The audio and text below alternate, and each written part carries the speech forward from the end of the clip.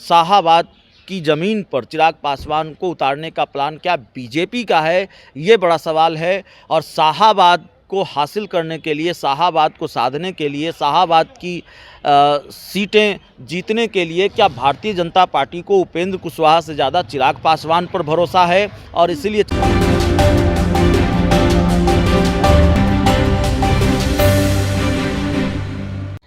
नमस्कार, अब जी live news देख रहे हैं आप और आपके साथ मैं हूं निधि सिंह। बात करेंगे, बिहार में विधानसभा चुनाव है, कई मुद्दे गरमाए हुए हैं। टिकट को लेकर सभी पार्टी जो है या फिर सीट बंटवारे को लेकर के काफ़ी ज़्यादा जोर शोर लगा रही है। आपको बता दें, शाहाबाद में उपेंद्र कुशवाहा के दावेदार होने के बाद भी बीजेपी को वहां से चिराग पासवान पर भरोसा है। सवाल उठता है, सवालों का हम जवाब लेंगे। हमारे साथ खास बातचीत करने के लिए मौजूद है अभिषेक जी।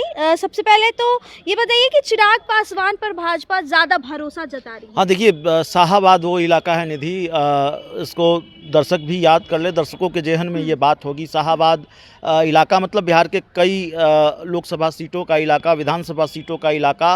और 2024 के लोकसभा चुनाव में शाहाबाद की एक भी सीट एनडीए नहीं जीत सका।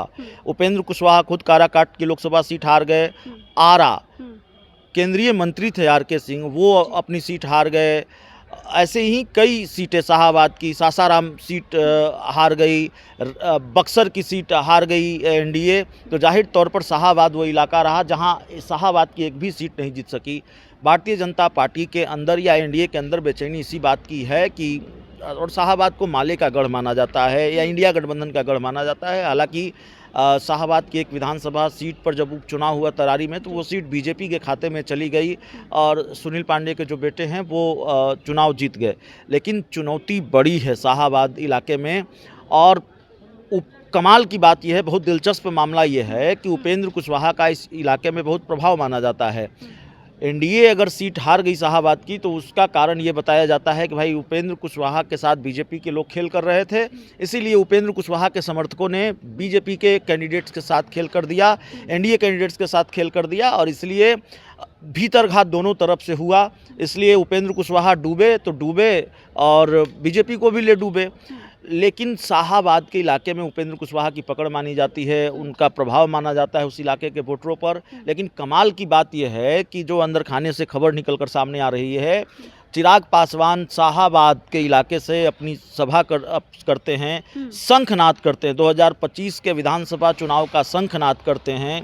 और चर्चा यह भी है कि शाहाबाद की ही किसी जनरल सीट से वो चुनाव भी लड़ सकते हैं। और उससे पहले प्रधानमंत्री नरेंद्र मोदी बिहार दौरे पर शाहाबाद के विक्रमगंज में सभा करते हैं। तो जाहिर तौर पर शाहाबाद के मैदान में, शाहाबाद की ज़मीन पर चिराग पासवान को उतारने का प्लान क्या बीजेपी का है, ये बड़ा सवाल है। और शाहाबाद को हासिल करने के लिए, शाहाबाद को साधने के लिए, शाहाबाद की सीटें जीतने के लिए क्या भारतीय जनता पार्टी को उपेंद्र कुशवाहा से ज़्यादा चिराग पासवान पर भरोसा है? और इसीलिए चिराग पासवान को आगे किया गया है। और प्रधानमंत्री नरेंद्र मोदी की सभा के बाद शाहाबाद के इलाके से चिराग पासवान ने शंखनाद किया है। और इसके पीछे क्या भारतीय जनता पार्टी है, ये बड़ा सवाल है। और बीजेपी क्या एक तीर से दो निशाना साध रही है? एक तो चिराग पासवान को आगे कर दिया शाहाबाद में और उनके सहारे शाहाबाद को साधने की कोशिश, और दूसरा जो निशाना है वो उपेंद्र कुशवाहा के बार्गेनिंग फैक्टर को कमज़ोर करने की कोशिश है कि भाई देखिए, आप पर हमें ज़्यादा भरोसा नहीं है, नैया चिराग पासवान पार लगाएंगे, आपकी ताकत कमज़ोर हो चली है, इसको मानिए। और फिर उस हिसाब से एनडीए में आपके साथ सीटों की बार्गेनिंग होगी या सीट शेयरिंग आपके साथ होगा। क्या लगता है कि अगर चिराग पासवान को शाहाबाद सीट से चुनाव लड़ने के लिए भाजपा दे देती है, तो क्या उपेंद्र कुशवाहा जो है भाजपा में या फिर इस बार बिहार विधानसभा चुनाव में बड़ा कुछ गेम प्लान कर सकते हैं?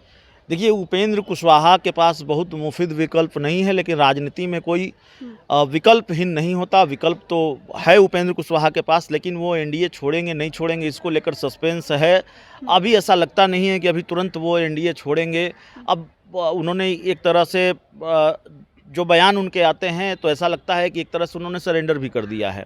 हालांकि अपनी ताकत उन्होंने दिखाई मुजफ्फरपुर में, जो उन्होंने रैली की, और उसी दिन रैली की जिस दिन चिराग पासवान ने आरा में रैली की, तो वहाँ भी उपेंद्र कुशवाहा की ताकत दिखी है और उपेंद्र कुशवाहा शक्ति प्रदर्शन करने में कामयाब रहे हैं। लेकिन इसका फ़ायदा सीट शेयरिंग में उपेंद्र कुशवाहा को मिलेगा कि नहीं मिलेगा, ये बड़ा सवाल है। हाँ, एक मैसेज ज़रूर मिला है कि उपेंद्र कुशवाहा को एनडीए में बनाए रखना चाहती है भारतीय जनता पार्टी। उपेंद्र कुशवाहा कहीं बिदक न जाएं, इसका डर तो भारतीय जनता पार्टी को है।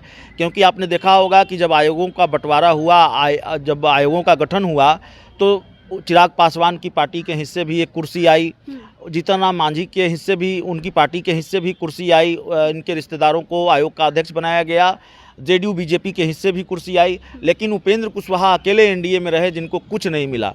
बाद में खाद्य आयोग का गठन किया गया और उसके बाद अंगद कुशवाहा को, जो प्रदेश उपाध्यक्ष हैं उपेंद्र कुशवाहा की पार्टी को, उनको सदस्य बनाया गया।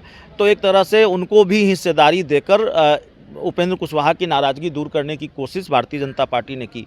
लेकिन सवाल है कि सीटें कितनी मिलेंगी। उपेंद्र कुशवाहा कह रहे हैं सीटों का कोई मसला ही नहीं है, इसका मतलब 1-2 सीटें मिलेंगी तो क्या उपेंद्र कुशवाहा लड़ जाएंगे, मान जाएंगे? यह भी तो बड़ा सवाल है। अगर ऐसा बयान आ रहा है तो इसका मतलब यह है कि उपेंद्र कुशवाहा सरेंडर की मुद्रा में हैं और सीट शेयरिंग में चाहे उनको जितनी हिस्सेदारी मिली उसको मन मारकर वो रखेंगे।